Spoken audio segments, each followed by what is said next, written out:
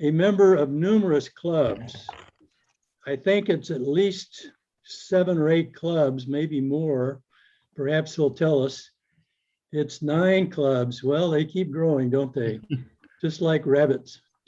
And as a member of 9 clubs, I know that he is speaking his word in a way that has just impressed me greatly on how he's improved. I remember the very first club I joined 2 decades ago was Conejo Valley, and one of the members was Alan Mann. And I remember hearing him give a speech at that club. Since then, I've heard him give speeches in at least a dozen clubs or more. And I must say that he has improved remarkably.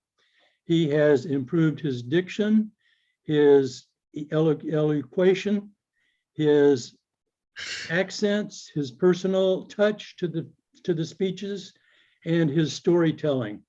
All of these things tonight will be highlighted as he gives us a speech from Engaging Humor, Level 3, and the speech is entitled, I Could Have Been Jeff Bezos. I could have been Jeff Bezos, Alan Mann. I could have had class. I could have been a contender. I could have been somebody.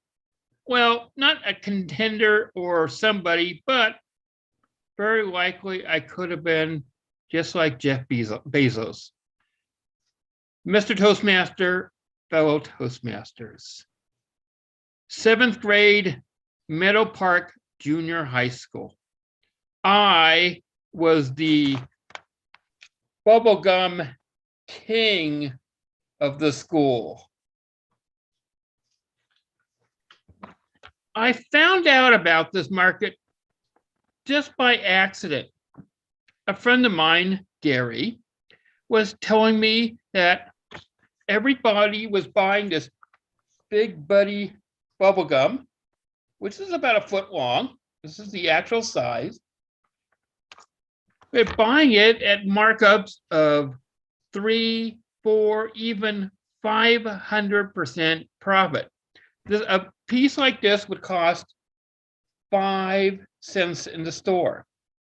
And it was being sold for 15, 20, and in some cases, 25 cents a stick.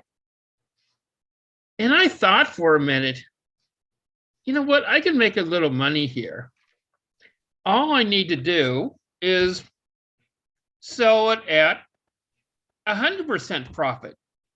10 cents a stick, buy it at 5, sell it at 10. 100% profit's good. I could live with that since I have no overhead costs. So that's what I started to do. And word got around fast. Go to Alan Mann because his prices, he had the most reasonable prices at Meadow Park Junior High School. Now, I didn't formally advertise, but this was sort of like one of those word of mouth type products, and word just spread like wildfire. Unfortunately, it spread too much like wildfire. I was walking to class one day and I felt a big hand on my shoulder. It was Vice Principal Mr. Brass. He said, Alan, let's come to my office. Well, you don't argue with the vice principal. He's the man who deals out the discipline in the school. And he said, I've been hearing rumors that you've been selling bubble gum at school. And school is for learning. It is not for selling anything, whether you know you're not supposed to sell drugs, but even candy is not allowed according to school policy. So I'm going to give you a warning. Cease and desist. And for about a day, I stopped. But then one day, I was walking down the hall and so I said, are you Alan Mann? And, yeah. I hear you're the connection for bubblegum. And I just couldn't resist myself because I still had all this gum in my locker. And I just started back up selling bubblegum.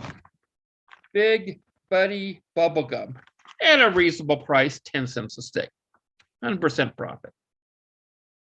Well, word, as I said, got around fast. I was sitting in class one day, and Principal Rod Kvitstad walked in, and he said, "Is Alan Mann here?" Teacher pointed me out. He said, "Alan, you need to come down to my office right away. But first, we're going to stop at your locker." And he made me open up my locker and confiscated all my inventory. I had about 36 of bubblegum sitting in my locker. We proceeded down to his office. He says, "I'm going to give you more than just a warning. I'm going to write this letter, and your dad's going to need to sign it.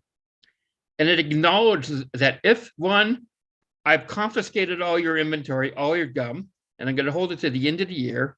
And two, your dad's going to have to know that if you get caught for a third time, 3 strikes and you're out, you're going to get suspended." Well, I was a little apprehensive that evening when I had to show my dad that letter. My dad looked at the letter right before dinner. And I was really afraid how he was going to react. My dad had temper.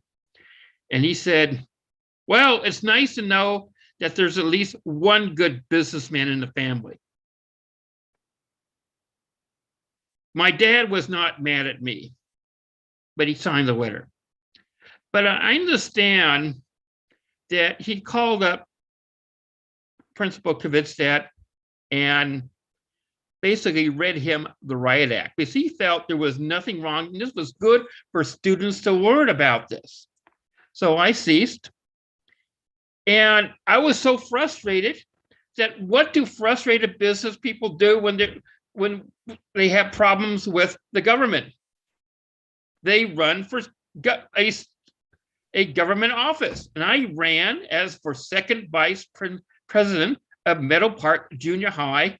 And my whole platform was, as long as there's nothing like drugs or anything like that, kids should be allowed to sell candy or do anything that is harmless. Well, there were 4 candidates, and I was third. And I was frustrated. Okay, I've had my inventory, I've been confiscated, I've been shut down by the administration. I'm a failed politician. So that was it. That was my experience in business. So that's why I could have been like Jeff Bezos if I was successful. I didn't